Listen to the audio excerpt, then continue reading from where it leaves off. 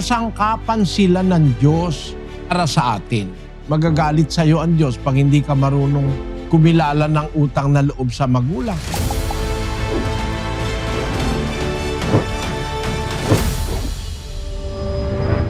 Actually, wala ka naman dapat gawin na para sa sarili mo, no?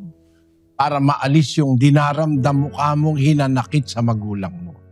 Gagawin mo, mag-iisip ka lang na kung kaya ang nanay mo, tatay mo, hindi nagkagustuhan, lilitaw ka kaya sa maliwanag?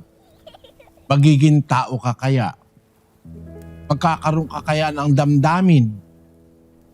Nakakaramdam ka kaya kundi dahil sa magulang mo, dahil kinasangkapan ng Diyos yun. Pagka ang mag-asawa nagsiping para magbuntis ang babae, dalawang bagay ang nagsasama. Isang cell sa babae, isang cell sa lalaki. Ang cell na ito yung sa lalaki, sperm cell, sa babae yung egg cell. Yun lang ang cell sa katawan natin na 23 lang ang chromosomes.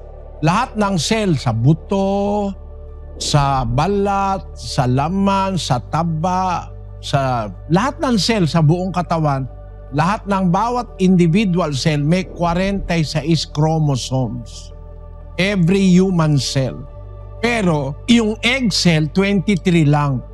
Yung sperm cell, 23 rin.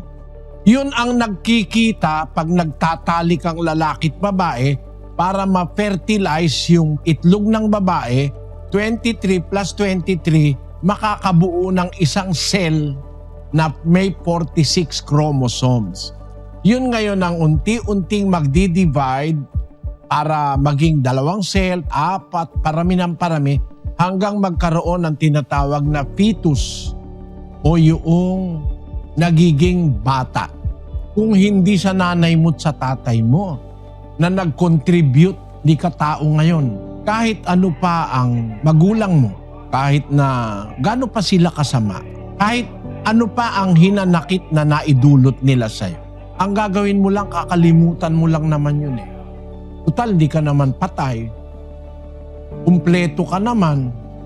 Sa awa ng Panginoon, di ka bulag. Siguro kung pinagmalupitan ka nung ikaw ay bagong panganak, baka hindi ka nabuhay. Wala kasing taong nabubuhay na walang mag-aalaga. Ang tao hindi kagaya ng pawikan. Yung pawikan, pag ipinangitlog doon sa dalampasigan, tatakpan ng pawikan ng buhangin yung mga itlog niya. Pagdating ng tamang panahon, mapipisa yun. Walang nanay yan, walang tatay. Parang ulilang bata yan . Pero pag nakataka sila doon sa pinanggalingan nilang kung saan sila napisa, papunta yan sa tubig. Pag nakarating sa tubig yan, lawak-lawak na ng dagat. Huwag lang silang makakain ng ibang mga kumakain, lalaki na silang mag-isa. Parang yung isang manok na sisiw, yung manok na sisiw na yon, huwag lang makakain ng daga, pusa, aso, lalaki yung sisiw mag-isa. Pero ang tao hindi pwedeng ganon. Dapat may magpapadedi sa'yo. Yung sinasabing kasaysayan ni Tarzan, nalagaan ng mga unggoy. Maniwala ka, di totoo yun. Aalagaan ka ng unggoy, padididehin ka ba ng unggoy? Ka ba naman dededi ka sa unggoy? O kaya dededi ka sa gorilla? Hindi totoo yun. Ang tao kaya lang lumalaki, nagiging 1 buwan, 1 taon, 10 taon, 20.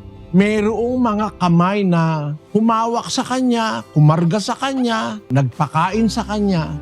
Kaya kahit na bandang huli, ang paniwala natin, masama yung ginawa ng magulang natin sa atin, yon dapat na yon ay matakpan nung kanilang ginawa para ikaw ay lumaki at mabuhay. Kasangkapan sila ng Diyos para sa atin. Magagalit sa iyo ang Diyos pag hindi ka marunong kumilala ng utang na loob sa magulang. Ang anak, mayroon tayong utang na loob sa ating mga magulang. Ang mga anak, nararapat nating igalang ang ating ama at ina. Basahin natin ang 6:1 ng Efeso. Mga anak, magsitalima kayo sa inyong mga magulang sa Panginoon sapagkat ito'y matuwid. Igalang mo ang iyong ama at ina na siyang unang utos na may pangako, upang yumaon kang mabuti at ikaw ay mabuhay na malaon sa lupa. May pangako ang Diyos pagka igagalang mo ang ama't ina, mabubuhay kang mabuti, mabubuhay kang malaon sa lupa, hahaba ang buhay mo.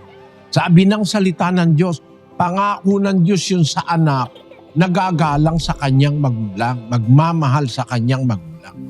Kaya paniwala ko ang dapat mong gawin, kung meron man silang nagawang mali sa'yo, maaalis yung hinanakit na dinaramdam mo. Ang pang-alis dyan, salita ng Diyos eh.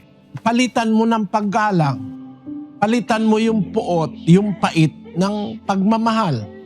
Maalis yan, pwede yun eh. Napapalitan yan, nababago yung ating kaisipan kung alam natin ang salita ng Diyos. Kung minsan pati ang ating damdamin, napagbabago ng salita ng Diyos. Palitan mo ng pagmamahal, ang salita kasi ng Diyos, igalang mo yung ama, ang iyong ina, siyang unang utos na may pangako. Kalimutan mo yon. Ang Diyos kinakalimutan nga yung ating kasalanan eh. Di ba pinapatawad tayo ng Diyos? Pagka tayo nagbalik loob, nagbautismo, nagbalik loob ka sa Diyos, yung mga kasalanan mo kahit ano pa yung pinapatawad yun eh. Basahin natin ang 2:38 ng gawa. At sinabi sa kanila ni Pedro, mangagsisi kayo at mangagbautismo ang bawat isa sa inyo sa pangalan ni Hesukristo sa ikapagpapatawad ng inyong mga kasalanan at tatanggapin ninyo ang kaloob ng Espiritu Santo. Pag nagbautismo, tatanggapin mo ang kaloob, papatawarin ang kasalanan mo. Kung ang Diyos marunong magpatawad, tayo pa. Yung Diyos hindi nagkakasala yun, hindi yun nagkakamali. Siya marunong umunawa sa mga nagkakamali, nagpapatawad siya. Ikaw nagkakamali ka eh, hindi ka naman kagaya ng Diyos eh. Hindi ka ba pwedeng magpatawad? Nagkakamali ka rin. Sa Mateo 6:14, ganito. Sapagkat kung ipatawad ninyo sa mga tao ang kanilang mga kasalanan, ay patatawarin naman kayo ng inyong Ama sa kalangitan. Datapwat, kung hindi ninyo ipatawad sa mga tao ang kanilang mga kasalanan, ay hindi rin naman kayo patatawarin ng inyong Ama ng inyong mga kasalanan. Pag nagpatawad ka, papatawarin ka rin. Kaya siguro ang payo ko sa'yo, kalimutan mo na lang yung hinanakit mo sa magulang mo. Kung nagkulang sila sa'yo, kinasangkapan naman sila ng Diyos para maging tao ka at makakita ka ng liwanag. Kasi lahat ng pait pwedeng maalis ng salita ng Diyos. Lahat ng sukal ng kalooban, lahat ng kung ano-anong mga damdaming masama, naaalis yan ng salita ng Diyos eh. 15:3 ng 1, pakinggan mo. Kayo'y malilinis na sa pamamagitan ng salita na sa inyo'y aking sinalita.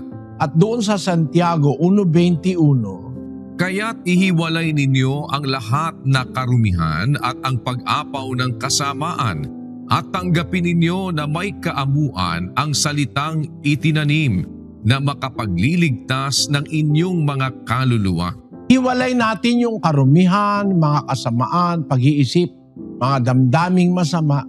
Tanggapin yung may kaamuan ang salitang itinanim.